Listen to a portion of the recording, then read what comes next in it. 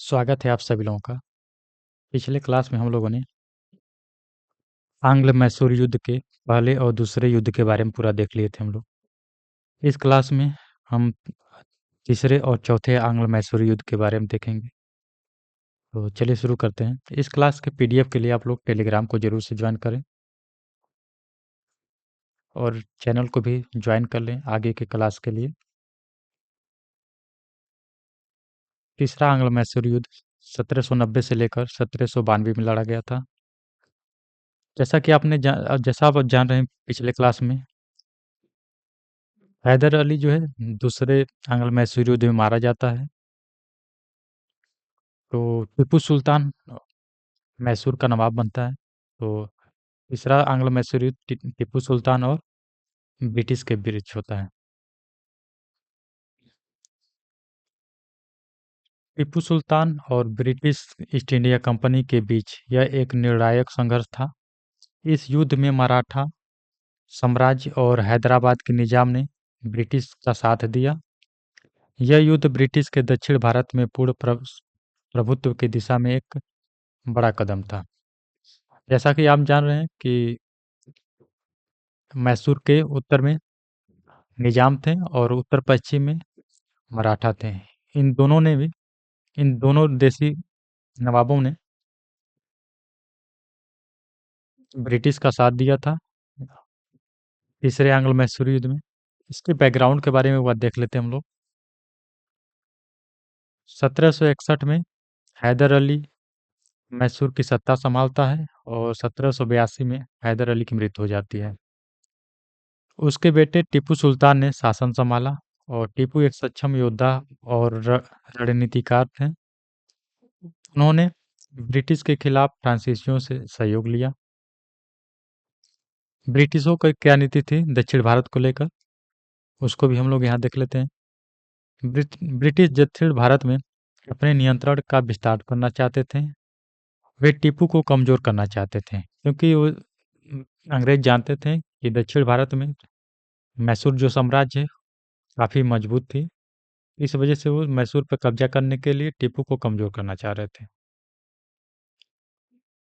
France और मैसूर की बढ़ती नज़दीकियों से ब्रिटिश भी परेशान थे।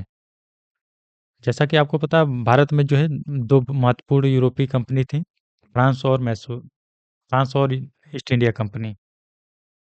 डच जो है ख़त्म हो चुके थे 1759 में ही और फ्रांस बचे थे। तो फ्रांस और मैसूर की जो बढ़ती नज़दीकियाँ हैं अंग्रेज़ों के लिए जो परेशानी का कारण बन गई थी। अंग्रेज़ों की एक सहयोगी राज्य था त्रावणकोर, उस पर जो है टीपू हमला करता है 1789 में। 1789 में टीपू ने त्रावणकोर पर हमला कर दिया, जिससे ब्रिटिशों ने युद्ध की घोषणा कर दी। इस युद्ध में मराठा और निजाम ने भी ब्रिटिश का साथ दिया। युद्ध में शामिल पक्ष कौन से थे इसको एक बार देख लेते हैं हम लोग। मैसूर की तरफ से टीपू सुल्तान था। ब्रिटिश ईस्ट इंडिया कंपनी की तरफ से लॉर्ड कॉर्नवालिस था। इसको जरूर से याद रखेंगे आप लोग, इस नाम को एग्जाम में मैचिंग में अक्सर आता रहता है। मराठा साम्राज्य के नाना फड़नवीस थे, इनको भी याद रखेंगे आप लोग। हैदराबाद के निजाम की तरफ से निजाम अली खां था। युद्ध की जो प्रमुख घटनाएं हैं जो 1790 से लेकर 1792 में घटी हैं, इसको भी देख लेते हैं। 1790 में युद्ध की शुरुआत हो जाती है। ब्रिटिश सेनाएं जनरल मेडोज के नेतृत्व में मद्रास से आगे बढ़ती हैं। टीपू सुल्तान ने ब्रिटिशों के खिलाफ गुरिल्ला युद्ध शुरू किया, जिससे ब्रिटिशों को काफ़ी दिक्कतें हुईं। मराठों और निजाम की सेनाओं ने भी मैसूर पर आक्रमण शुरू कर देते हैं। तो आप जैसा कि देख रहे हैं मैसूर पर उत्तर से निजाम और मराठा भी आक्रमण कर रहे थे और पूरब की तरफ से अंग्रेज जो है ये आक्रमण कर रहे थे। अगर आप मैप में देखना चाहेंगे तो यहाँ देख सकते हैं, यहाँ पर मराठा थे और ये जो एरिया है ये निजाम का था। यहाँ पर मद्रास है, यहाँ पर बैठे हुए हैं पहले से अंग्रेज। त्रावणकोर है यहाँ पर जो टीपू इस पर हमला करता है, ठीक है। और ये एरिया जो कर्नाटक का है ये भी जो है अंग्रेजों के सहायक राज्य, ठीक है।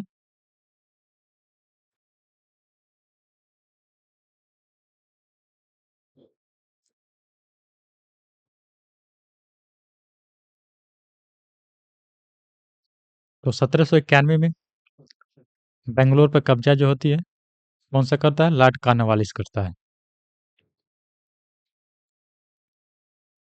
लॉर्ड कॉर्नवालिस ने युद्ध की कमान संभाल ली और बेंगलोर पर हमला किया।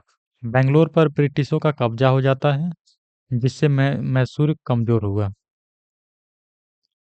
1792 में श्रीरंगपट्टनम की घेराबंदी बहुत ही इंपॉर्टेंट घटना है। आप इसको जरूर से याद रखेंगे आप लोग। ब्रिटिशों ने मराठा और निजामों की मदद से मैसूर की राजधानी श्रीरंगपट्टनम को घेर लिया। टीपू सुल्तान की सेना कमजोर हो चुकी थी। काफी लंबे समय से लड़ाई ये लोग लड़ रहे थे। 1790 से ही 2 साल लगातार लड़ने से इनकी सेना कमजोर हो चुकी थी, जिससे वह संधि करने के लिए मजबूर हुआ। एक तरफ से यहाँ देख रहे हैं आप लोग, अंग्रेजों की ही विजय होती है। यहाँ मैप में देख रहे हैं बेंगलोर है, ये श्रीरंगपट्टनम है जो उस समय मैसूर की राजधानी थी। श्रीरंगपट्टनम की संधि बहुत ही महत्वपूर्ण संधि है, इसको याद रखेंगे आप लोग। 1792 में होती है। श्रीरंगपट्टनम की संधि के अनुसार टीपू सुल्तान को अपनी आधी जमीन ब्रिटिश, मराठा और निजाम को देनी पड़ी थी। युद्ध के हर्जे के रूप में टीपू ने इन तीनों को 3.3 करोड़ रुपए भी दिए। साथ में ही टीपू ने 2 बेटों को बंधक के रूप में अंग्रेजों के पास रख दिया था, ठीक है। ये बहुत ही शर्मनाक घटना थी।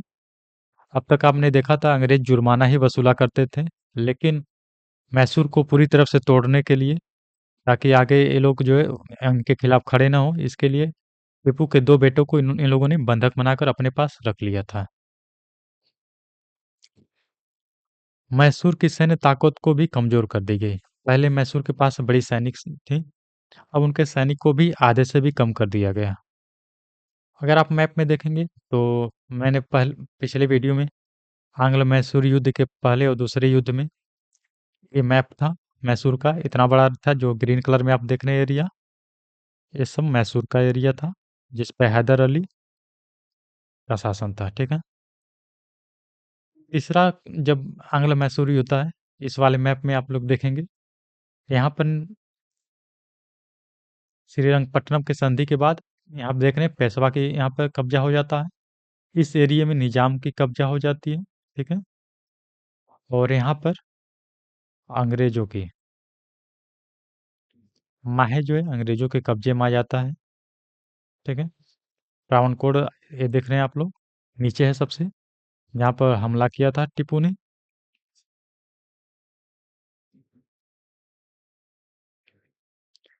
युद्ध का परिणाम क्या रहा था और उसका प्रभाव क्या पड़ा था, इसको भी देख लेते हैं। मैसूर बहुत ही कमजोर हो जाता है, क्योंकि इसमें युद्ध के रूप में 3.3 करोड़ पैसे भी चले जाते हैं। साथ में सैनिक भी आधे से भी कम हो जाती है इसकी।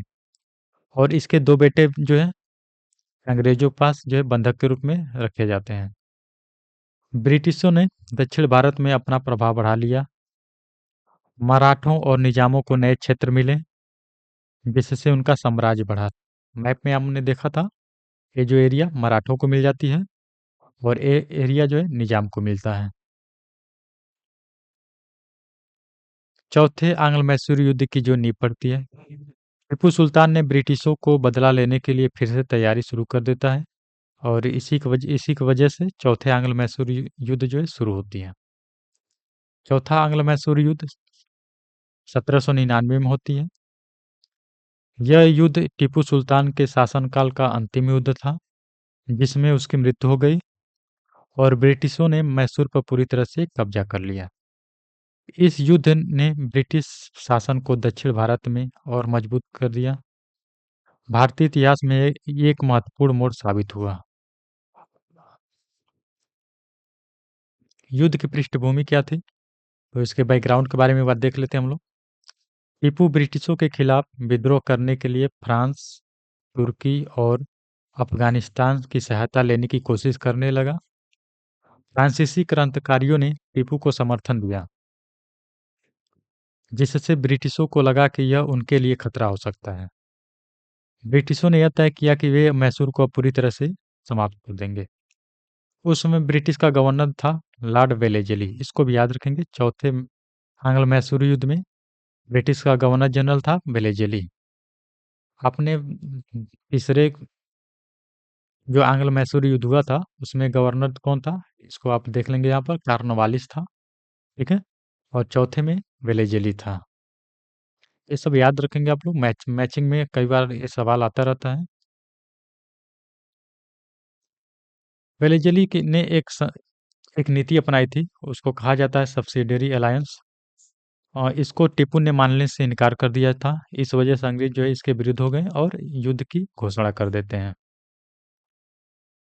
1799 में ये युद्ध लड़ी जाती है। 1799 में ब्रिटिशों ने मैसूर पे हमला कर देते हैं। लॉर्ड वेलेज़ली के नेतृत्व में ब्रिटिश सेना ने मैसूर पर चारों तरफ से घेर लिया। मराठा और निजाम की सेनाओं ने भी ब्रिटिश का साथ दिया था। तो इसमें भी देख रहे हैं आप लोग, मराठा और निजाम इसमें भी साथ दे रहे हैं मैसूर का। टीपू सुल्तान ने बहादुरी से युद्ध लड़ा, लेकिन उसकी सेना संख्या काफी कम थी। मई 1799 में श्रीरंगपट्टनम की घेराबंदी, ये बहुत ही महत्वपूर्ण घटना है इतिहास की, ठीक है। टीपू सुल्तान अपने महल के पास लड़ते हुए मारा गया। ब्रिटिशों ने मैसूर पर पूरी तरह से कब्जा कर लिया। अब यहाँ आप एक मैप और देख रहे हैं आप लोग। चौथा आंग्ल मैसूर युद्ध के बाद जो है मैसूर की क्या स्थिति रहती है, उसको भी आप लोग देख रहे हैं। यहाँ देख रहे हैं आप लोग, ये जो है मराठा का कब्जा हो गया था यहाँ पर। ये बड़ा एरिया देख रहे हैं, इसको निजामों को दे दिया गया। और जो ये रेड वाला जितना भी एरिया आप लोग देख रहे हैं, ये सब अंग्रेजों के हाथ लगा था, ठीक है। मैंगलोर हो गया, माहे हो गया, इस पर अंग्रेजों का कब्जा हो गया था। इसी के साथ ये वीडियो समाप्त होता है। इसके पीडीएफ के लिए आप लोग टेलीग्राम को ज्वाइन कर लें और इस चैनल को भी ज़रूर से आप लोग ज्वाइन करें। आप सभी लोगों का धन्यवाद। ये जो मैप आप देख देख रहे हैं, श्रीरंगपट्टनम के जो घेरा था, उसको दर्शाया गया है रेड कलर में। ये जो दिख रहे हैं, ये अंग्रेज के सैनिक जो हैं श्रीरंगपट्टनम को घेरे हुए हैं। और यहाँ पर ब्लू कलर में जो दिख रहे हैं, ये जो है नवाब के सैनिक हैं, ठीक है। तो इसी के साथ वीडियो समाप्त होती है। आप सभी लोगों का धन्यवाद।